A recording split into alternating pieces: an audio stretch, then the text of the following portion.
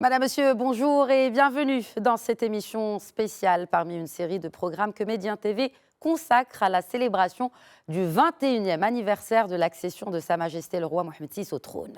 Aujourd'hui, nous nous intéressons à un sujet vital et qui a bénéficié d'une attention singulière de la part du souverain. Il s'agit de l'eau et de la gestion du stress hydrique dans notre pays. Attention particulière puisque comme feu son défunt père, Sa Majesté Hassan II, le souverain a depuis 1999 multiplié ses directives pour assurer un accès à l'eau potable à tous les citoyens marocains, surtout ceux habitant dans les régions reculées du royaume. Conscient de l'urgence de cette problématique et pour éviter qu'elle ne se complique avec le temps à cause des changements climatiques, le souverain a ainsi privilégié l'anticipation, lançant dans ce sens le plan national de l'eau qui couvre les 3 prochaines décennies. Un projet des plus ambitieux, fédérateur de synergie entre plusieurs départements.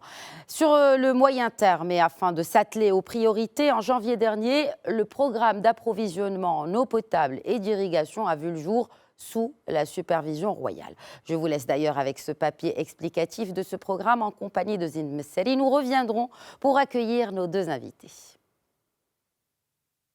Le secteur hydrique a toujours bénéficié d'un intérêt particulier du roi Mohammed VI, avec pour objectif assurer le bien-être des générations futures, mais aussi des générations présentes. Illustration parfaite de cette attention particulière, le nouveau programme national d'approvisionnement en eau potable et d'irrigation 2020-2027. Il s'agit d'une nouvelle impulsion aux efforts du royaume dans la lutte contre les changements climatiques et la gestion et la mobilisation des ressources en eau et l'accompagnement de la demande croissante pour cette ressource vitale. Ce programme a pour objectif de gérer la demande et valoriser l'eau, notamment dans le secteur agricole, le renforcement de l'approvisionnement en eau potable en milieu rural, la réutilisation des eaux usées traitées dans l'irrigation des espaces verts, la communication et la sensibilisation en vue de renforcer la conscience liée à l'importance de la préservation des ressources en eau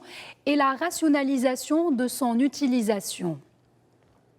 Mobilisant des investissements de l'ordre de plus de 115 milliards de dirhams, le souverain a donné des directives pour la construction de barrages de différentes capacités, ainsi que des barrages collinaires et la mise en place éventuelle de stations de dessalement à travers les régions du royaume, tout en veillant à la poursuite du programme d'économie d'eau dans le domaine agricole. Le nouveau programme prévoit en effet la construction de 20 grands barrages d'une capacité de stockage de 5,38 milliards de mètres cubes, ce qui permettra de porter la capacité de stockage globale du royaume à 27,3 milliards de mètres cubes. Le programme national d'approvisionnement en eau potable et d'irrigation 2020-2027 porte aussi sur l'exploration des eaux souterraines en vue de la mobilisation de nouvelles ressources ainsi que la réalisation de nouvelles stations de dessalement d'eau de mer qui viendront s'ajouter à celles déjà opérationnelles à Laayoune, Boujdour, Tantan et Erfenir et celles en cours de réalisation à Agadir et Al-Husseima. Autre méga projet lancé par le roi Mohammed VI, la station de dessalement d'eau de mer d'Agadir. Il s'agit d'un des plus grands projets du Maroc et de la région et une première en matière de mutualisation entre la production de l'eau potable et de l'eau d'irrigation. Le taux d'avancement de ce méga projet de Ch'touka a atteint plus de 70% et sa mise en service est prévue pour 2021. Son installation est soumise à un strict respect de l'environnement. D'ailleurs, le futur projet vise à atteindre de nombreux objectifs durables comme la préservation de la nappe phréatique de Ch'touka dont le déficit hydraulique est estimé à plus de 60 millions de mètres cubes annuellement. Et j'ai le plaisir d'accueillir via satellite depuis Rabat Houriat Tazi Sadegh, présidente de la coalition marocaine pour l'eau. Également via satellite, Abdeslam Ziad, directeur des aménagements hydrauliques au sein de la Direction générale de l'hydraulique. Tout d'abord, Madame Huria Tazi Sadek, bonjour et bienvenue à vous. Alors, en tant que membre du Conseil national des droits de l'homme, le CNDH, le droit à l'accès à l'eau est une priorité du souverain. Comment, selon vous, avec cette casquette de membre du CNDH, comment, selon vous, ce droit-là s'est concrétisé ces 21 dernières années? Eh bien, écoutez, d'abord, je vous remercie pour votre invitation et pour m'associer à la célébration de cet important événement de notre royaume. Écoutez, moi, je voudrais insister sur un certain nombre d'éléments qui sont, si vous voulez, préparatoires à ce que nous vivons aujourd'hui. Sa Majesté le roi Mohammed VI, que Dieu le glorifie, a d'abord consolidé les réalisations démarrées par feu Hassan II. Mais ce que j'aimerais dire, c'est que dans sa manière d'aborder, d'appréhender la question de l'eau, et cela nous amènera à parler du droit à l'eau, dans sa manière d'aborder, donc d'appréhender cette question relative à l'eau, il a d'abord, dès la première réunion du Conseil supérieur de l'eau et du climat en 2001, invité à changer de vision, d'approche et de démarche. Et il nous a fait sortir de cette approche purement technique et techniciste vers ce qu'il a appelé l'approche globale et l'interdépendance entre la question de l'eau et le reste des questions qui sont réellement en interaction avec la question de l'eau. Et donc, il a élargi, si vous voulez, les connexions entre l'eau et d'autres domaines. Je donnerai comme exemple le développement durable d'une manière générale, à travers tout le processus qui a amené à la charte du développement durable et qui a été retraduite en texte contraignant, à savoir le Daïr sur le développement durable. Et ensuite, il a fait le lien entre l'eau et les questions de relogement à travers l'INDH. Il a fait le lien entre l'eau et les changements climatiques. Et nous nous rappelons très bien le rôle joué par Sa Majesté et à la COP21 à Paris, de par son discours, et bien entendu à la COP de Marrakech, où la question de l'eau, pour la première fois, a été mise à l'honneur, à l'ordre du jour des COP. Et cela nous a amené à parler justement de la question de l'eau au-delà du Maroc, et donc dans le continent africain.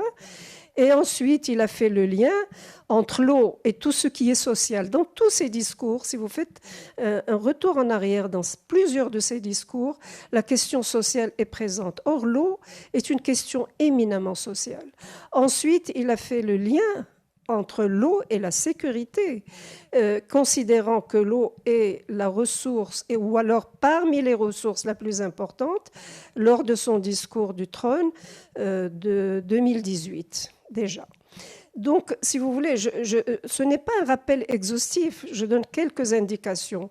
C'est pour vous dire que Sa Majesté a la clairvoyance de considérer que la question de l'eau est une question transversale, d'abord, et que c'est une question urgente, qu'elle a un caractère prioritaire, qu'elle a un lien avec tout ce qui est social et donc avec les questions de vulnérabilité. Et ensuite, il l'a mis en exergue parmi les questions du développement durable. Et nous savons que l'objectif 6 parmi les objectifs du développement durable, traite de cette question. Sa Majesté, bien sûr, en parle au niveau du Maroc, mais aussi au niveau international. Je citerai uniquement un exemple, c'est son discours prononcé lors du premier sommet des chefs d'État et de gouvernement de la Commission Climat et du Fonds bleu du bassin du Congo, qui s'est tenu en avril 2018 dans la capitale congolaise. Et cette question est véritablement à l'ordre du jour aujourd'hui dans certaines instances de l'Afrique. Donc nous sommes devant une question qui a fait l'objet d'une extension de son champ d'application et des acteurs qui doivent intervenir, bien entendu. Quand on dit on élargit à tel et tel secteur, ça veut dire à telle et telle question, ça veut dire qu'on l'élargit à tel et tel secteur. Très bien. Et ensuite, il y a, à travers une lecture des discours, on trouve des questions d'approche. Quelle approche ? La participation, la cohérence, l'équilibre, la responsabilité de tous. On trouve des principes très importants. Et sur cette question de droit, justement, Hurriyet Aziz Sadek, à votre question. Justement, par rapport à cette question de droit. J'arrive à la question du droit à l'eau. Voilà. Mais quand on parle du droit à l'eau, d'abord, le droit à l'eau, ça a été un processus de revendication. Et puis ensuite, nous sommes en ce moment, et je pense que c'est l'un des grands acquis de ce siècle, devant un phénomène de constitutionnalisation de ce droit, et notamment par sa consécration par la résolution des Nations Unies de 2010. Alors, ce droit à l'eau est consacré au Maroc par la Constitution marocaine dans son article 31, mais je reviens à ce que je disais tout à l'heure, tout en faisant le lien avec le développement durable et l'environnement. Ça veut dire que nous sommes dans une approche globalisante. Deuxièmement, cette question du droit à l'eau, bien que consacrée par la Constitution, a fait l'objet, bien sûr, de mesures techniques et opérationnelles. Sa Majesté a toujours été en avance, vous l'avez dit, j'aime beaucoup le terme d'anticipation, a toujours été en avance pour poser et donner des directives, justement, pour qu'il n'y ait pas de manque. Donc, si vous voulez, sur le plan opérationnel, la généralisation de l'eau potable et de l'eau d'une manière, si vous voulez, aussi large que possible, le Maroc, on reconnaît au Maroc un succès par rapport à cela.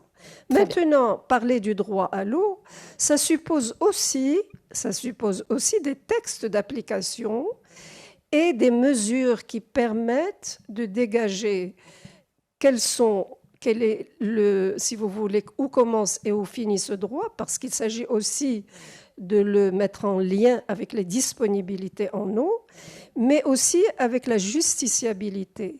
Or, les codes de procédure actuels, je suis avocat, mériteraient un travail dans le sens de faciliter l'accès à la justice. En fait, pour moi, on ne devrait même pas arriver jusqu'à la revendication, jusqu'au contentieux.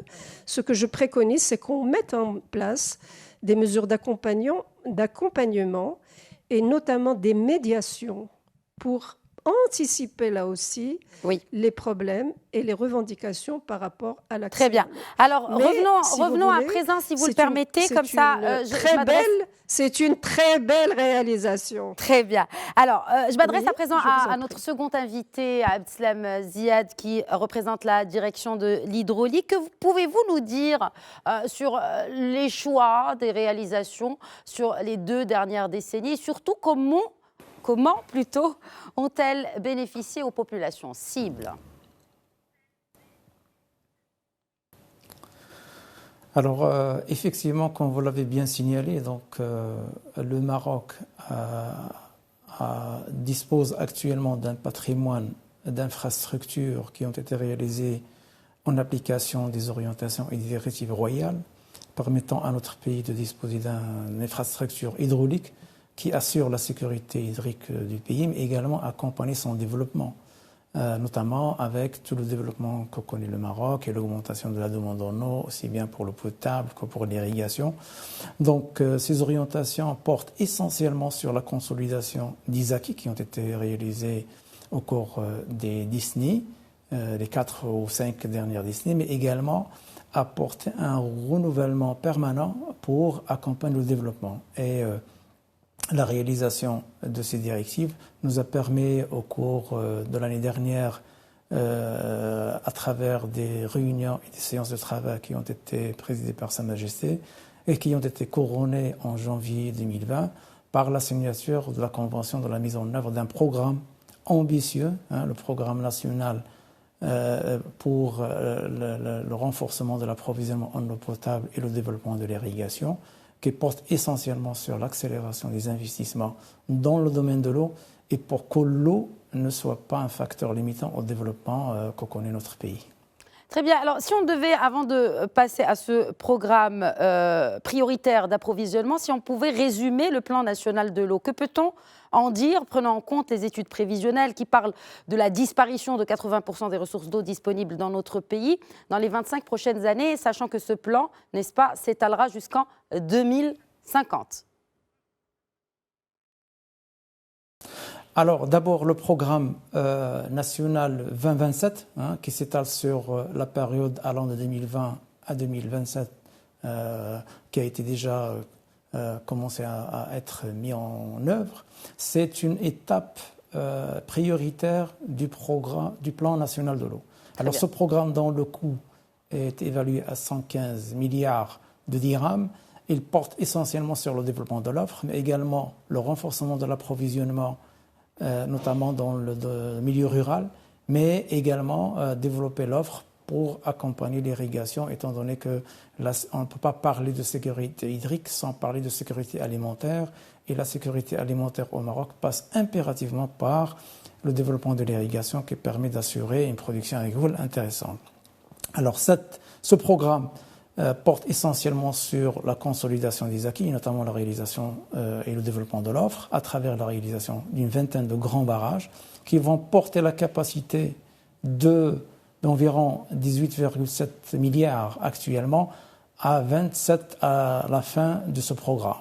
Alors, ce programme va être renforcé par un plan national qui permet plus ou moins d'avoir la vision à long terme à travers la consolidation, bien sûr, de développement de l'offre, étant donné que ce plan national qui porte essentiellement sur 3 leviers, à savoir le développement de l'offre, mais également la gestion de la demande et enfin la préservation.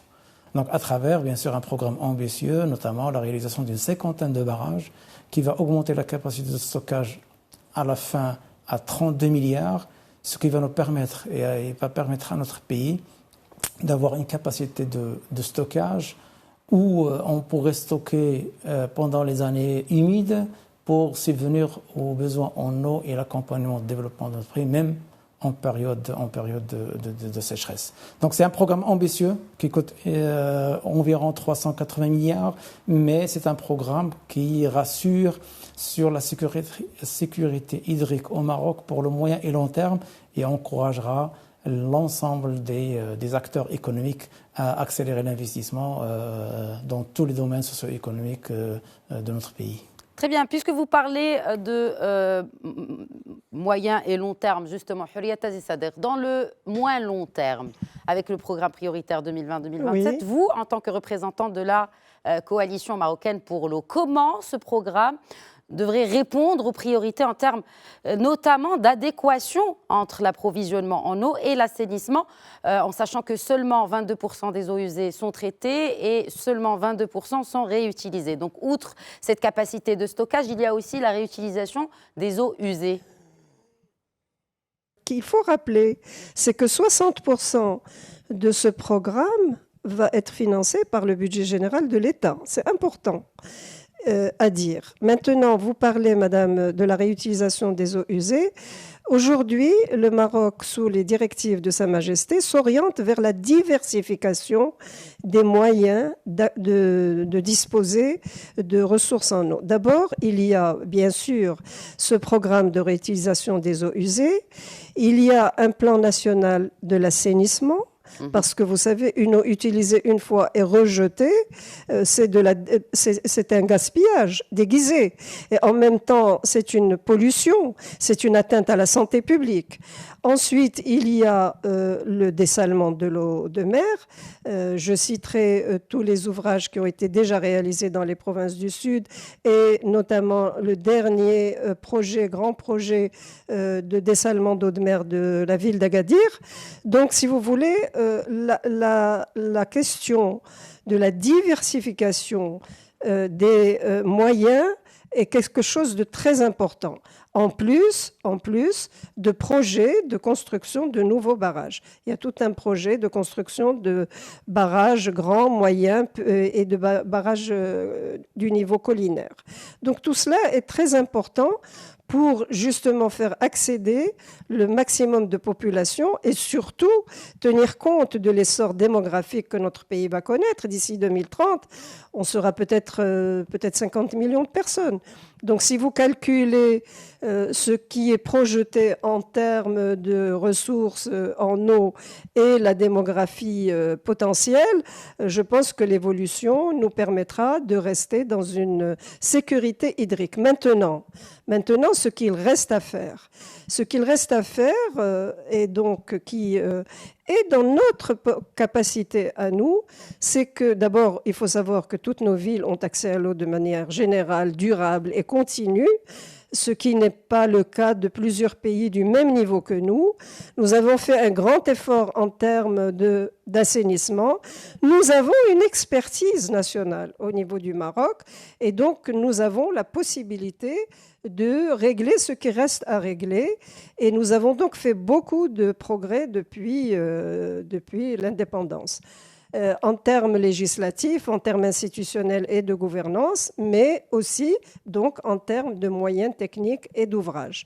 Et donc ce qui reste à faire, c'est de véritablement faire le lien entre la vulnérabilité et l'accès à l'eau, parce que, regardez, pendant le Covid, qu'est-ce qu'on nous a demandé en premier? C'est de nous laver les mains avec du savon.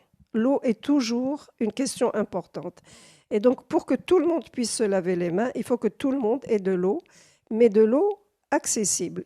Le droit à l'eau se définit comment? Il se définit par une eau de qualité, de bonne qualité, c'est-à-dire qui soit potable, ce qu'on dit dans la terminologie technique potable, accessible, si vous voulez, en termes spatial, mais aussi en termes de coût, et durable de manière continue et sans discrimination. C'est la définition du droit à l'eau que donne la résolution des Nations Unies de 2010. Elle définit le droit à l'eau à travers ces concepts-là. Et elle continue, si vous voulez, la bibliographie ou les recherches, ou appelez ça comme vous voulez, nous faisons le lien entre le droit à la vie, le droit à l'eau, mais aussi tous les autres droits qui sont reliés à la question de l'eau, à la dignité, la non-discrimination, le droit à la santé, le droit à la paix, le droit à la sécurité, le droit à la sécurité alimentaire. Donc vous voyez, puisque vous évoquez la sécurité alimentaire, et je voudrais vous dire que les droits, la sécurité alimentaire, c'est de pouvoir avoir accès à une alimentation suffisante. Pendant longtemps, on l'a défini comme ça, mais aujourd'hui, on dit de qualité. Très bien. De qualité, c'est-à-dire que ce parce que le Maroc est un pays agricole et justement doit être de bonne qualité. C'est ça la sécurité alimentaire. Absolument. Oui. Absolument. Alors justement, qu'en est-il des besoins agricoles en eau? Rajouter, c'est que. Allez-y. Oui. Alors, je termine juste cette idée rapidement. C'est-à-dire qu'aujourd'hui, les conventions sur les droits de l'homme insistent sur le fait que les droits sont indissociables. L'indissociabilité des droits de l'homme et leur même niveau d'importance. Alors, quand vous me dites la sécurité alimentaire, alors, le premier programme dont a parlé M. Zied, il vise l'irrigation. Justement, donc, ma question lui était destinée par rapport aux besoins agricoles. Aussi, voilà, attendez, j'arrive. Et il est intégré, la question de l'irrigation est intégrée dans ce plan que M. Zied vous a présenté. Mais je voudrais rajouter un autre programme, c'est celui qui concerne les forêts, c'est-à-dire l'amont. L'amont est important aussi pour protéger la ressource en eau. En 2000, le contrat a été signé en mi-février 2020, juste avant le confinement.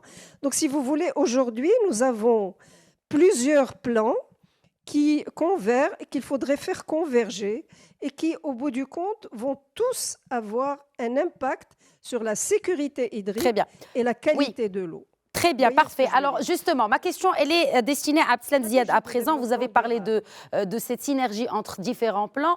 Nous avons ces besoins, notamment dans le secteur agricole. Alors, est-ce qu'il y a un lien entre justement les objectifs de ce programme d'exploitation, en tout cas de meilleure exploitation des ressources en eau 2020-2027, et ce programme pour l'agriculture qui est Génération Green. Abdeslam Ziad. Alors, effectivement, donc, on ne peut pas vraiment parler de sécurité alimentaire sans parler de sécurité hydrique, et c'est intimement lié. Alors, le Maroc a fait le choix stratégique de développer l'irrigation pour assurer la sécurité alimentaire, et on ne peut assurer la sécurité alimentaire sans passer par le développement des infrastructures qui permettent de mobiliser la ressource et pour le développement de l'irrigation. Alors, comme la plupart le savent, 85% à peu près des ressources en eau utilisées au Maroc sont utilisées dans le domaine agricole. Et la superficie actuellement irriguée de manière permanente est d'environ 2 millions d'hectares, ce qui est très important, avec une valeur ajoutée qui représente jusqu'à parfois 20% du PIB global, avec des produits de haute valeur ajoutée destinés à l'export. Donc c'est un secteur vital, c'est un secteur d'importance, une grande importance sur le plan économique, et donc le développement de l'irrigation, c'est un volet de la politique de l'eau et qui était inscrit dans le programme 2027, mais également dans le plan national de l'eau. Alors, moi je reviens sur un volet qui a été cité par Mme Tazi, que je remercie, c'est l'impératif de développement et de diversification des sources de développement de l'offre. Donc on ne se limite pas au Maroc uniquement au développement de l'offre conventionnelle à travers la réalisation des barrages, mais ces dernières années, donc, il y a une orientation pour aller développer les ressources en eau non conventionnelles, notamment le dessalement de l'eau de mer et la réutilisation des eaux usées, donc pour assurer un mixte de développement des ressources en eau dans le but d'assurer la sécurité. Et un volet important qu'il faut signaler en application bien sûr des orientations royales pour le développement de la coopération sud-sud. Le Maroc, comme la plupart le savent, il a développé quand même une expérience qui est reconnue à l'échelle mondiale dans le domaine de l'eau. Et actuellement, cette expérience, elle est partagée, elle est exportée vers les pays amis au sud du Sahara, notamment en termes d'ingénierie, en termes de réalisation d'infrastructures.